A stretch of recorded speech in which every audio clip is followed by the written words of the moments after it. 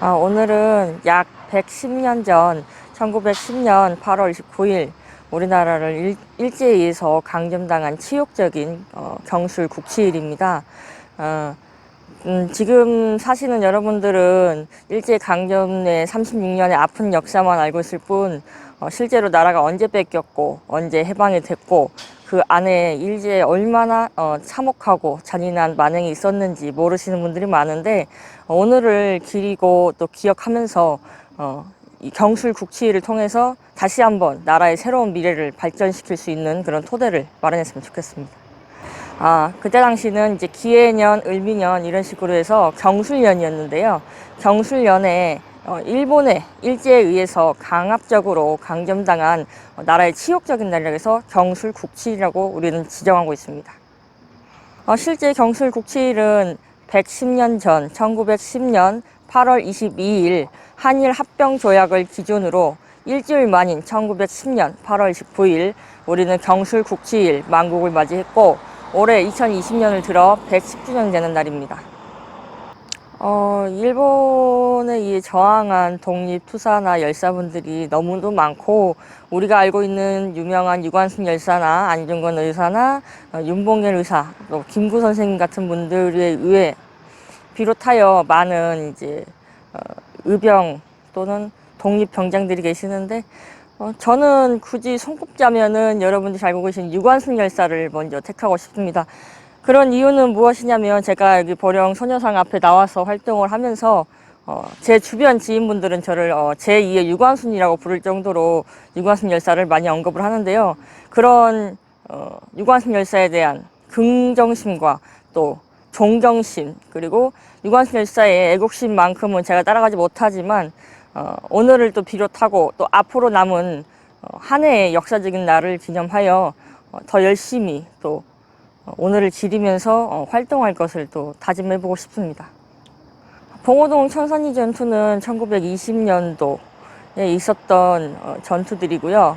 봉오동 같은 경우는 이제 홍범도 장군이 했었던 일본의 그런 침략을 대승리로 이끌었던 막아냈고, 또 청산리 같은 경우는 이제 합작이라고 하죠. 이제 홍범도 장군하고 김자진 장군이 또 합작해서 일본의 그런 무자비한 침략을 이제 전술과 기술을 이용해서 전략적으로 막아냈던 전투입니다.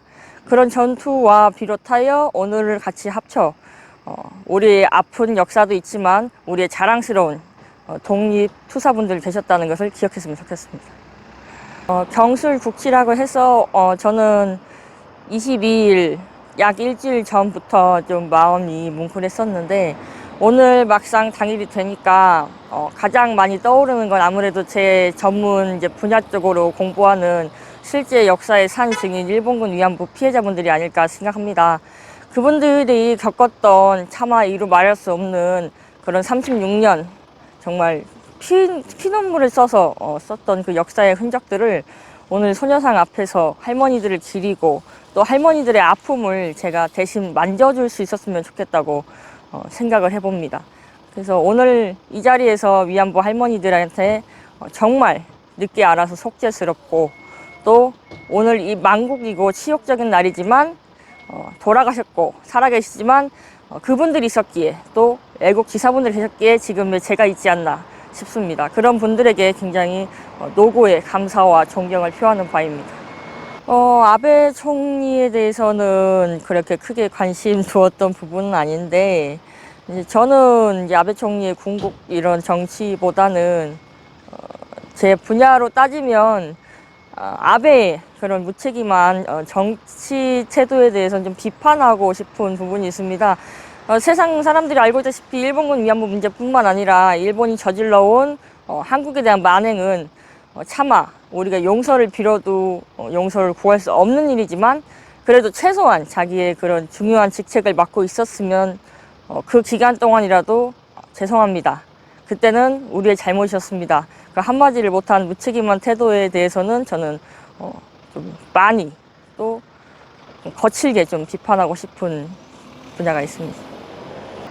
앞으로 한일 관계는 아베 총리가 사임한 것을 이제 좀 거리를 두어 우리가 이제 일본에 대한 너무 악감정을 싣고 있는 것도 한국에 대한 사람들은 그런 좀 생각이 있는 건 사실인데, 지나간 과거를 가지고 악감정만 싣는다고 해서 한일 관계가 회복되는 것도 아니고, 또 한일 관계에 분열을 일으켜서도 안 되고, 어차피 같은 민족이고 또 피해를 당했지만 또 이제 살다 보면 어우러져야 될 세상인데, 저는 이번 한일 관계는 좀 새롭게 사람들이 일본에 대한 악 영향과 악 감정보다는 이런 일이 있었지만 또 일본 사람들도 한국에 대한 비판보다 또 우리가 이런 잘못을 했다 인정하면서 서로 인정할 건 인정하고 또 공유할 건 공유하고, 그러면서 우리가 더 이제 좀 과거의 그 역사 의식을